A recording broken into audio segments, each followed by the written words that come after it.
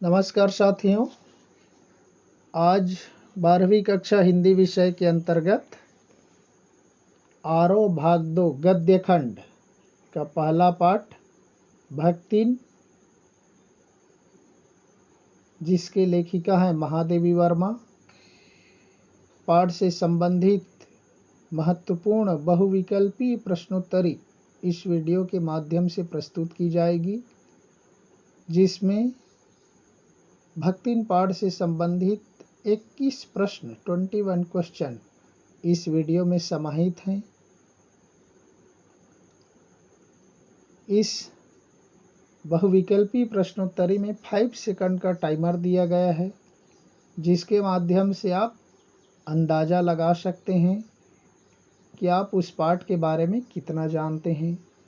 Video अच्छा लगा तो लाइक कीजिए, सब्सक्राइब कीजिए, ताकि हम इसी तरह के और वीडियो बनाते रहें।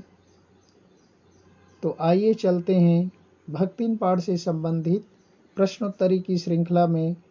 प्रश्न नंबर 1।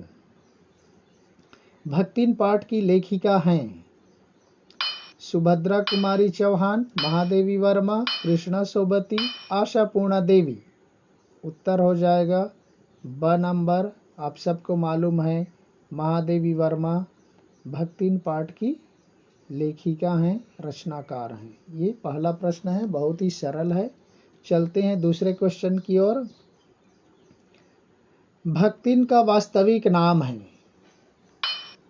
सरस्वती, गायत्री, महागौरी, लक्ष्मी या लक्ष्मी। उत्तर हो जाएगा द नंबर। आप सबको मालूम है भक्तिन उनका वास्तविक नाम नहीं है, उनका वास्तविक नाम है लक्ष्मीन, जिसको लक्ष्मी कहा गया है। ये भक्तिन का वास्तविक नाम है। ये पाठ में भी है, प्रश्न पूछा भी जाता है इससे संबंधित। नंबर 3 क्वेश्चन में देखते हैं क्या है। भक्तिन के गांव का नाम है झूसी, झांसी, नैनी, हड़िया। उत्तर हो जाएगा अ नंबर। यहाँ पर आपके साथियों भक्तिन पाठ के फर्स्ट पेज के लास्ट लाइन में ही दिया गया है, वह ऐतिहासिक गांव झूसी वहाँ पर लिखा हुआ है। तो भक्तिन के गांव का नाम है झूसी, याद रख लीजिए। चलते हैं क्वेश्चन नंबर 4 की ओर। भक्तिन का गौना कितने वर्ष की आयु में हुआ? 5 वर्ष, 7 वर्ष, 9 वर्ष, 10 वर्ष।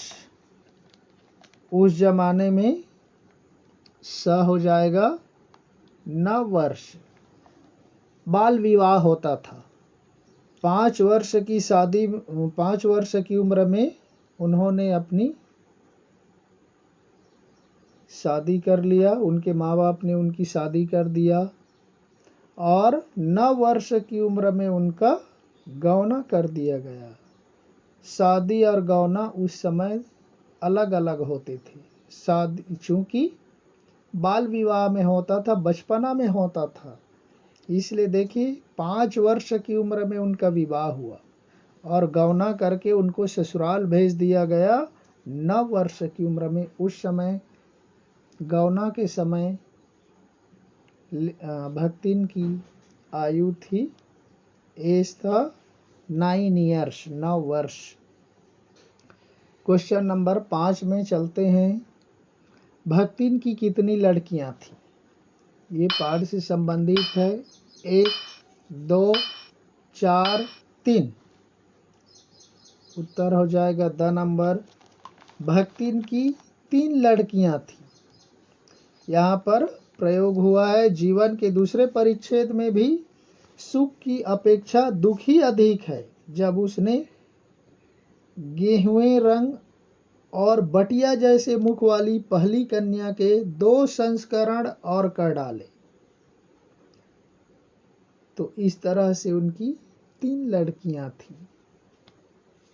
नेक्स्ट 6ठे नंबर प्रश्न में देखते हैं। हम कुकुरी बिलारी न होए, हमार मन पुसाई तब हम दूसरा के जाब नाही। त तुम्हार पचय की छाती पे हो रहा भूंजब, और राज करब मुझसे रहो समुझे रहो। यह कथन किसका है? भक्तिन की सास का, स्वयं भक्तिन का, भक्तिन की जिठानियों का, भक्तिन के ससुर का? उत्तर हो जाएगा ब नंबर, निश्चित रूप से स्वयं भक्तिन का है। ये पेज नंबर 73 में है। देखिए साथियों, दूसरे पैरा में यहाँ से हमने लिया है। नेक्स्ट 7वां नंबर क्वेश्चन की ओर चलते हैं। मान न मान मैं तेरा मेहमान कहावत का सही अर्थ है जबरदस्ती किसी का मेहमान बनना, खूब मेहमान नवाजी करना, बहुत खातिरदारी करना, जबरदस्ती किसी के गले पड़ना। उत्तर हो जाएगा द नंबर, मान न मान मैं तेरा मेहमान कहावत का सही अर्थ है जबरदस्ती किसी के गले पड़ना। ये पेज नंबर 74 का पहला पैरा में ही दिया गया है। यहाँ से दो महत्वपूर्ण मुहावरे और कहावत इस वीडियो में प्रस्तुत किया गया है, जिसमें पहला है मान न मान मैं तेरा मेहमान, अर्थात जबरदस्ती किसी के गले पड़ना। 8वां नंबर प्रश्न देखते हैं। भक्तिन कितने वर्ष की आयु में विधवा हो गई? 19 वर्ष, 29 वर्ष, 39 वर्ष, 45 वर्ष? उत्तर हो जाएगा साथियों ब नंबर 29 ईयर्स। आप सबको मालूम है भक्तिन विधवा हो जाती हैं। हम पिछले में देखे कि उनका विवाह हुआ था 5 वर्ष की आयु में, गौना हुआ था 9 वर्ष की आयु में, और तीनों बेटियों के जन्म के पश्चात बड़ी बेटी की शादी भी कर देता है। उसके बाद 29 ईयर 29 वर्ष की आयु में उनके पति का देहांत हो जाता है। इसलिए भक्तिन 29 वर्ष की आयु में विधवा हो गई, उनके पति की मृत्यु हुई। उस समय भक्तिन की आयु था 29 ईयर्स। 9वें क्वेश्चन में देखते हैं। भक्तिन की लड़की बेटी और तीतरबाज युवक की समस्या का मूल कारण पंचायत ने किसे माना? ये बहुत महत्वपूर्ण प्रश्न है। पेज नंबर 74 का है।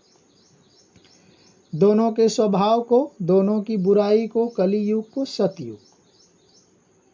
उत्तर हो जाएगा कलियुग। आप सबको मालूम होगा, पाठ पढ़े होंगे तो, भक्तिन की बड़ी लड़की बेटी भक्तिन के पास रहती थी। तीतरबाज युवक और दोनों भक्तिन की लड़की और तीतरबाज युवक एक कमरे से बाहर आते हैं। गांव में पंचायत करवाया जाता है।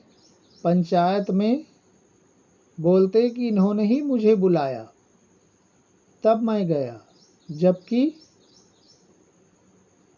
भक्तिन की बेटी ने उसकी खूब धुलाई की थी, यानी खूब उसको मारा था। लेकिन जब दोनों एक ही कमरे से निकले थे, इसलिए उन्होंने इस समस्या का समाधान करने के लिए दोनों को पति पत्नी के रूप में रहने का आदेश दिया, और इसकी मूल वजह माना, इसकी समस्या का मूल कारण माना पंचायत ने कलियुग को। कलियुग का प्रभाव है, इसलिए आप लोगों को एक साथ जीवन व्यतीत करना होगा, ऐसा उन्होंने फैसला सुनाया था।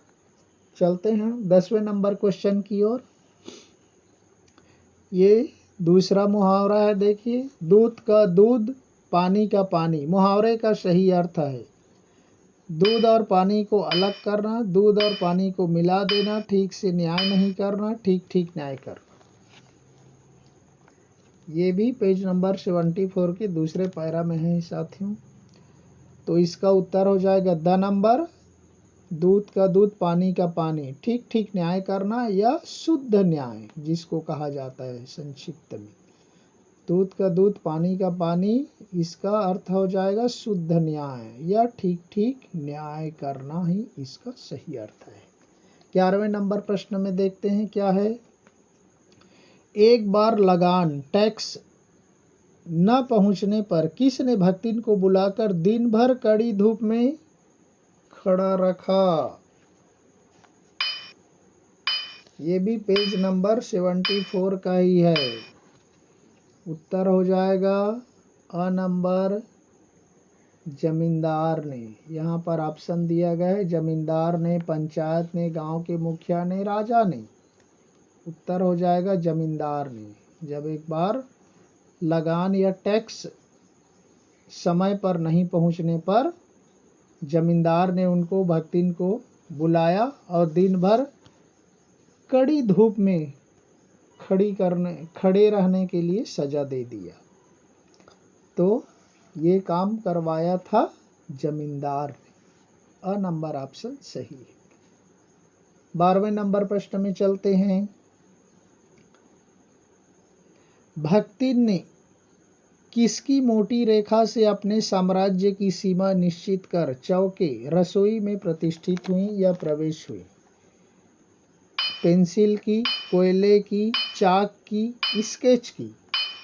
उत्तर हो जाएगा ब नंबर, कोयले की। आप सबको मालूम होगा जब उस दिन भर कड़ी धूप में खड़ी रहने को उन्होंने अपना अपमान माना और उन्होंने गांव छोड़कर शहर की ओर नौकरी करने के लिए आई और वहीं से लेखिका से उनकी मुलाकात होती है और लेखिका के यहाँ वह खाना बनाने के लिए नियुक्त होती हैं। तो वह रसोई में घुसने के पहले उन्होंने कोयले से एक मोटी रेखा खींच दिया, मानो उन्होंने बता दिया कि यहाँ मेरा साम्राज्य है। ऐसा करके कोयले से ही उन्होंने अपने सीमा क्षेत्र को निश्चित किया था। ये प्रश्न 75 नंबर पेज में फर्स्ट लाइन में ही आपको मिल जाएगा। प्रश्न नंबर 13 में देखते हैं क्या है। तीर्थ गए मुड़ाए सिद्ध का सही अर्थ होगा। तीर्थ गए मुड़ाए सिद्ध, तीर्थ यात्रा कर सिर मुड़ाना, सिर मुड़ाकर पाप से मुक्त होना, परंपरा का पालन करना, जहाँ हो वहाँ की रीति रिवाज का पालन करना। उत्तर हो जाएगा द नंबर हो जाएगा साथियों। ये पेज नंबर 76 का क्वेश्चन है। जहाँ हो वहाँ की रीति रिवाज का पालन करना। तीर्थ गए मुड़ाए सिद्ध, जहाँ हो वहाँ की रीति रिवाज का पालन करना इसका सही अर्थ है। 14वें नंबर क्वेश्चन में चलते हैं। महादेवी वर्मा के पालतू पशु हिरनी का प्रचलित नाम क्या है। सोना, बसंत, गोधूली, गिल्लू। उत्तर हो जाएगा अ नंबर, उस हिरनी का वास्तविक नाम है सोना। आप सबको मालूम होगा महादेवी वर्मा अपने घर में कई पशु पक्षियों को पाल कर रखती थीं, तो उनका निक नेम वह रखती थीं। प्रचलित नेम तो वहाँ पर हिरण था, उस हिरनी का नाम उन्होंने रखा था सोना। चलते हैं 15वें प्रश्न की ओर से। महादेवी वर्मा के पालतू पशु कुत्ता का प्रचलित नाम क्या है। देखो वह सोना, बसंत, गोधूली, गिल्लू। उत्तर हो जाएगा ब नंबर, बसंत। वह हिरण के अलावा कुत्ता भी पाल कर रखती थी और उस कुत्ते का प्रचलित नाम था, निक नेम था बसंत। हमने हिरनी का पिछले में देखा सोना, कुत्ता का बसंत। नेक्स्ट 16वें नंबर प्रश्न में देखते हैं, महादेवी वर्मा के पालतू पशु गोधूली किसका वास्तविक नाम है? क्या आ गया है, थोड़ा गलत हो गया है साथियों, क्या की जरूरत नहीं है। महादेवी वर्मा के पालतू पशु गोधूली किसका वास्तविक नाम है? क्या गलती से आ गया है? उत्तर हो जाएगा स नंबर बिल्ली। हमने देखा हिरनी का निकनेम सोना है, कुत्ता का बसंत है और बिल्ली का उपनाम रखा उन्होंने गोधूली। गोधूली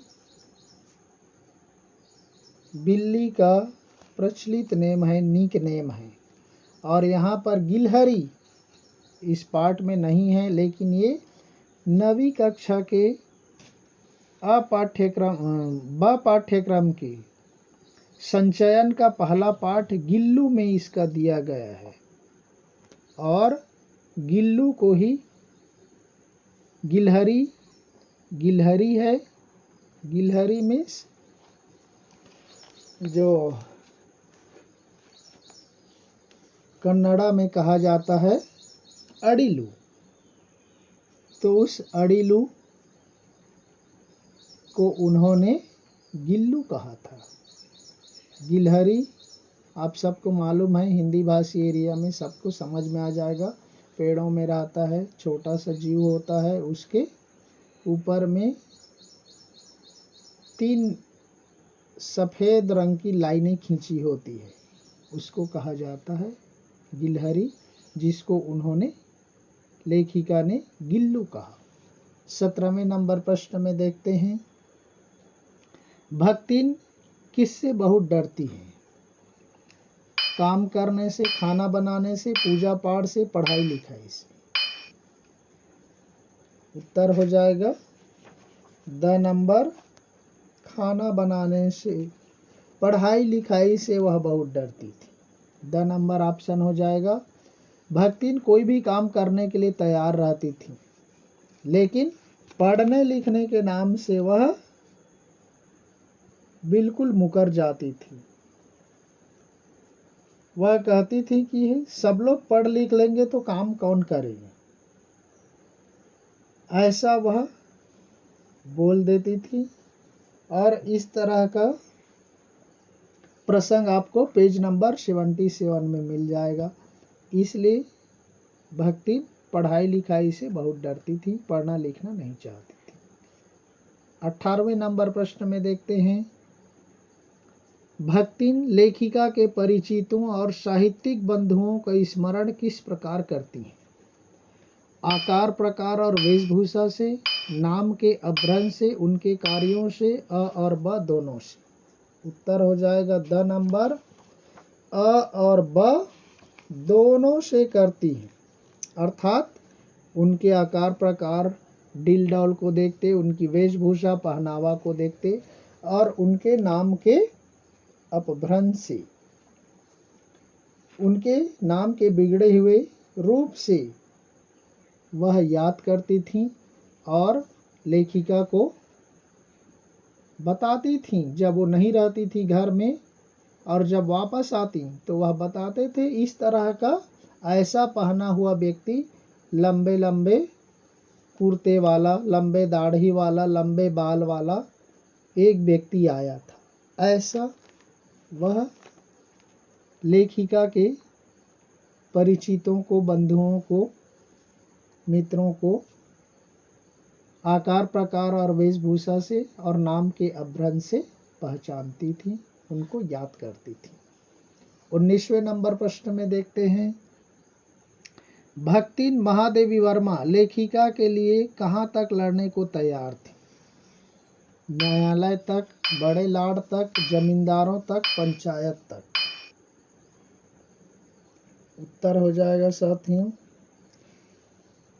ब नंबर, बड़े लाड तक। ये 81 क्वेश्चन में है, 81 पेज नंबर में है। भक्तिन अपनी लेखिका, अपनी स्वामिनी महादेवी वर्मा के लिए किसी से भी वह लड़ने के लिए तैयार थी, यहाँ तक कि वह बड़े लाड तक यानी सबसे बड़े अधिकारी तक लड़ने के लिए तैयार थी। 20वें नंबर प्रश्न में देखते हैं, भक्तिन की सास के कितने लड़के बेटे थे? 1 लड़के, 2 लड़के, 3 लड़के, 4 लड़के। उत्तर हो जाएगा स नंबर 3 लड़के। ये पेज नंबर 72 में दिया गया है साथियों। और दूसरे पैरा में दिया गया है। तो भक्तिन की भी कितनी बेटियां थीं? 3 बेटियां। और भक्तिन के सास की 3 लड़के थे, उनके पूरे लड़के लड़के थे भक्तिन की सास के, और भक्तिन के तीनों बेटियां ही थी, लड़की ही थी। आज का अंतिम और 21वां प्रश्न है, नरो व कुंजरो व, यह कथन महाभारत के किस प्रसिद्ध महापुरुष का है? भीष्म पितामह का, आचार्य द्रोण का, धृतराष्ट्र का, युधिष्ठिर का? उत्तर हो जाएगा द नंबर ऑप्शन, आप सबको मालूम है, युधिष्ठिर का। नरो व कुंजरो व, ये कथन महाभारत के प्रसंग में आया है। इसको कहने वाले महापुरुष है स्वयं युधिष्ठिर। जब भीम कहता है अपने गुरु द्रोणाचार्य के पास जाकर कि मैंने अश्वत्थामा को मार दिया है, अश्वत्थामा मारा गया, तब उसकी पुष्टि के लिए आचार्य द्रोण भीम की बातों पर विश्वास न करके युधिष्ठिर के पास जाते हैं और उन्हीं से पूछते हैं कि क्या युधिष्ठिर, मेरा पुत्र अश्वत्थामा मारा गया? तब उसी समय युधिष्ठिर ये कथन कहते हैं, नरो व कुंजरो अश्वत्थामा हतः। नर या कुंजर मनुष्य है कि हाथी, लेकिन अश्वत्थामा मारा गया। यहाँ पर दुविधा ये है, असमंजस ये है कि एक हाथी का नाम भी अश्वत्थामा था और गुरु द्रोणाचार्य के पुत्र का नाम भी अश्वत्थामा था, इसलिए वह द्विधात्मक उत्तर देता है, नरो व कुंजरो अश्वत्थामा हतः। मनुष्य है कि हाथी ये मालूम नहीं, लेकिन मनुष्य या हाथी नाम का अश्वत्थामा मारा गया और उसी के कारण वह अपना शस्त्र फेंक देता है और अंत में वह द्रौपदी के भाई धृष्टद्युम्न उसकी हत्या कर देता है। तो यहाँ पर का ये कथन है साथियों। इसी के साथ ही हमारा यह वीडियो यहीं पर समाप्त होता है। यदि वीडियो अच्छा लगे तो फिर से निवेदन करता हूँ कि आप इसको लाइक कीजिए, सब्सक्राइब कीजिए, बताइए कि वीडियो में और कैसे सुधार करना है, ताकि हम मोटिवेट होकर इसी तरह के और वीडियो बनाएं। तब तक के लिए हम फिर दूसरे वीडियो में मिलेंगे। तब तक के लिए धन्यवाद। जय हिंद।